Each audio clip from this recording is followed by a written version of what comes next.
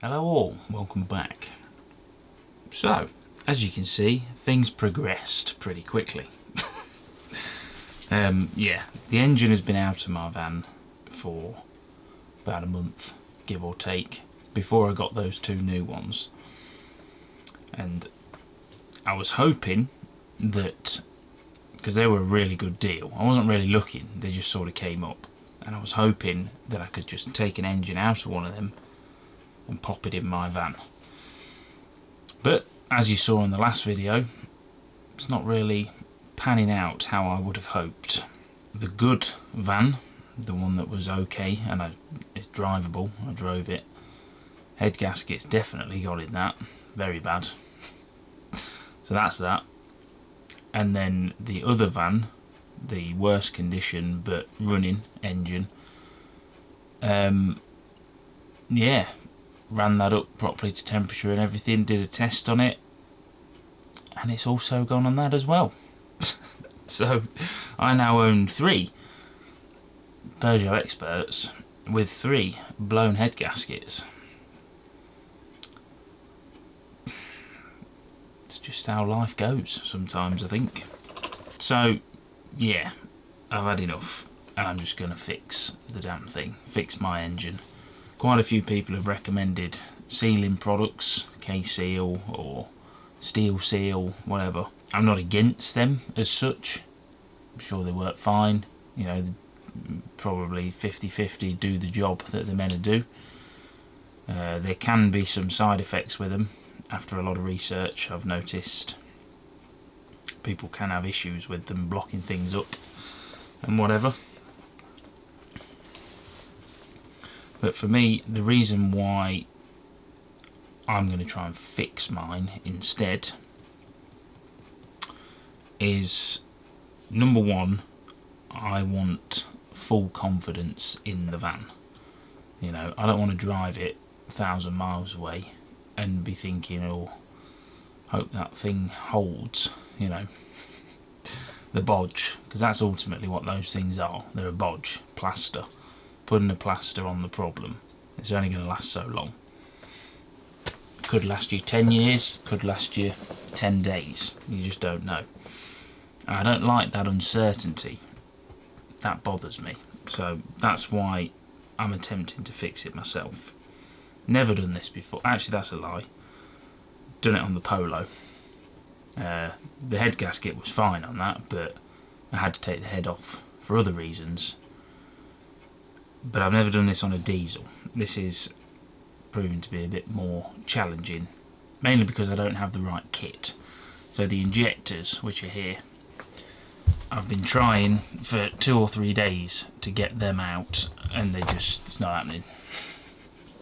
The end 2 are slightly turning, the middle 2 are just solid. So, you know, if you've got the proper tools, it's an easy job. I don't have the proper tools, so I've had to order the proper tools to actually extract these with a slide hammer and all the correct fittings and things. So yeah, got to wait for that. I managed to take all of the valves out. I actually managed to make my own tool to do that, which was just a socket. I cut a slot in it and then used a big clamp, which is around there, which you will see again when they go back in. So that worked. It's a little bit hairy, but it saved me money buying a valve spring compressor. So really, the main job that I've got to do that I can't do is I've got to get the head skimmed. So what that involves is, this is the surface here where the head gasket goes, and this needs to go to a machining place and be flattened perfectly to remove any imperfections or warpage or whatever's happened to it to cause the gasket to fail. You see there's corrosion all around these water galleries here, so I think that's probably where it's gone, because the rest of the seal looks alright apart from here. But yeah, this needs to be flattened off, but you see the injectors poke through and the valves are also right flush with it, so it all needs to come out. This needs to be bare. Otherwise it can't be skimmed. So the total cost of parts for me to do this, which is including a new timing belt, water pump kit, a full seal kit for the head, injector seals, new stretch bolts. I think you have to replace them. They're the bolts that go through and hold the head on. They're not very expensive, so new set of them, auxiliary belt as well, oil filter, fuel filter. I think there's a couple of other bits as well, but it's about 3,500 SEK. Plus I bought a new tool, that was 500 or something, and I'm also going to have to pay for the skimming, which I don't know how much that's going to be. I've not even found anywhere that can do it yet. It's proving a bit difficult. This is the problem when you live in the middle of nowhere. So yeah, it's probably somewhere around 5,000 SEK this is going to cost me, which, if it works and I don't detonate the engine on the driveway the first time I try and start it, then that's not bad. 5,000 SEK, what's that, probably 350 quid maybe, somewhere around that ballpark, to do the head gasket. Now this job in a garage would be well over £1,000 easily, because, you know, these vans being stupidly designed as they are, you have to take the engine out to get the head off, so it's a lot of labour involved, a lot of work, you know, £1,000 to £2,000 to do this job. And if I can do it myself, then I'm saving a lot and the van can keep going, because it ain't worth £2,000, you know, I'm not going to pay that. I don't have it anyway. I wouldn't pay it if I did. So I thought it'd be a good learning opportunity to do this job and see what happens. I'm no mechanic, I'm just a hobbyist, if you like, you know. I'd never class myself as a mechanic, although I've done a lot of work on things. I don't have the experience and training of a professional, so I'm probably going to miss something and I'll probably get it wrong, maybe. In which case I'll be putting sealer in one of the other engines and sticking that in. But we can have a go, we can have a try, and we can do it together. I'll try and take you along for as much of it as I can, because it'll be fun, he says. So far it's not been very fun. The van's been off the road for 8 months. That's when it started losing 2 litres of coolant every time I drove anywhere. So yeah, this needs to be resolved. I can't clean up the head really until the injectors are out, so that's kind of just there for now. I'm going to have to wait a few more days for the tool to come, and then I can give that a really good cleaning, get all of this shit out, all of this carbon build up rubbish, get all of that out of it that I can. I've ordered a kit to clean out the injector holes, not the proper reaming kit because that was a bit too expensive, but it's like just a basic cleaning thing. Hopefully it'll be enough. But these can be removed when the engine is in, so that's okay if I need to. But yeah, that's got to wait for now. I think today I'm going to clean up these valves, try and get as much of this crud off as I can. I thought about buying a valve lapping kit, but it's just escalating, isn't it? Where'd you stop? So I'll try and clean them up as best as I can with what I have, and hopefully it's good enough. Fingers crossed. I'm hoping that they don't have to take too much off the head, that the valves actually need to be ground down, otherwise that's going to be a problem. Right everyone, I've just cleaned up the first valve a little bit, and you can see all of that pitting on this. This is the sealing edge here. This is where it closes. And yeah, all of those little holes are going to cause problems. So I am going to have to order a lapping kit with the paste, which is fine, is what it is. But yeah, I can't put that back in like that. It's just a bit stupid, even for me, for the sake of 20 quid. To clean these, if you're interested, I'm just using some carb cleaner or throttle body, whatever, just to get the bulk of the shit off with a wire brush, and then after that taking them over to the bench wire wheel and cleaning them off gently without pressing too hard. Seems to be working, looks pretty clean to me. And yeah, wearing a mask because this stuff is kind of nasty.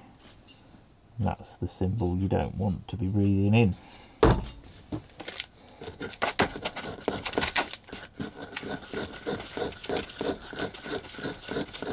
That's working pretty well, I'd say. Just clean this one up. This looked like this a minute ago. Yeah, all of the gases have to pass through. When this opens, a little slot appears here. This pushes into the head. This is sealed, and it pushes into the head like that, and that passageway is where the gas, this is the exhaust valve, that then comes out and leaves the engine. So the worse or the more shit up that this is, the harder it's going to be for the gas to pass through and over it. This wants to be smooth, and then it will have an easier time getting out, which means more power. Van's going to go like a Ferrari by the time I'm finished. I'm going to repeat the point one more time, because I know some people, even though I say these things, they choose not to listen. I am not a mechanic, okay? Don't do what I do. Don't copy me. I'm just guessing. Everything I do is guessing. The reason why I'm doing this is because the van cost me 900 quid. You know, I'm not going to pay. What I should be doing at this point is probably replacing all the valves, getting the seats properly cut at a machine shop and all of this, you know. There's so many different levels that you can go, but it's not a Lamborghini or a classic car or something. It's a Peugeot Expert from 2004. So me cleaning these up can only do good, really, and it's not costing me anything, minus buying some of that grinding paste. But yeah, I'm doing it because it's fun for me. It's learning. It's not learning with the intent of opening a business as an engine rebuilder, but it's learning what I can do. You know, what's achievable for me in the future if I run into a problem like this again. If I can fix it without too much trouble, then I'll have more confidence. So it's seeming that it's the intake. Yeah. Is that the... No, that's the exhaust. Wait. I'm getting myself in a pickle here. Exhaust ones are the bottom. Yeah, intake is the top. So intakes are the left ones, which means the intakes are the ones that are in a state. So that's even worse. The intakes are filthy. The exhausts, should have known that because the exhausts are dry. It's just exploded. but the exhausts are the ones that are pitted. So whatever that tells you. But yeah, the intakes are the ones that are completely filthy. So yeah, that's going to be restricting airflow going over there, which is never good. So it's worth cleaning them up. And now I'm not going to buy new ones because the bill is already growing in parts and tools and things. So the engine was running fine. Let's just clarify that. It just had the head gasket problem. It drove fine, plenty of power, no issues. So I think this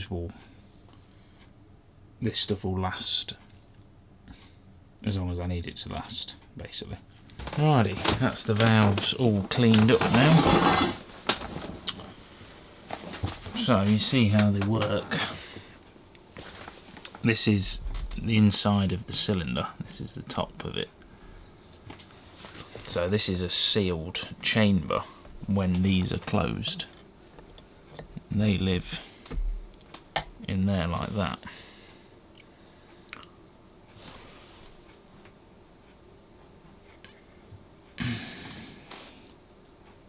That actually sits.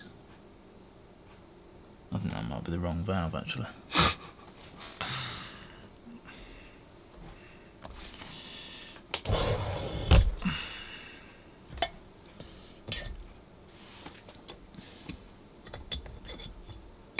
Yeah, that's more like it. So I've probably modelled them up somewhere, which is just perfect. But you see they sit in there like that, and when either your intake is coming in or your exhaust is being blown out, they come up like this, open a little gap, and that's where the gases pass in or out. And if that isn't a perfect seal, then you're going to get leakage, which isn't good. I don't know how I managed to mix them up. You're supposed to really... Oh, I see what I've done actually. Yeah, I just took from the wrong end of the pile, so they're not mixed up. That goes in there.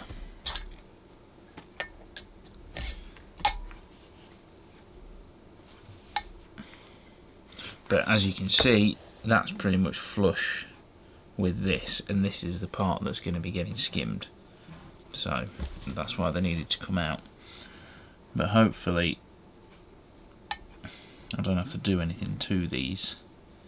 I mean, if they're protruding by like 0.1 millimetre, it's not going to matter because that injector is as well. And depending on what the pistons look like, I think it'll be okay. But we'll have to see. Hopefully not.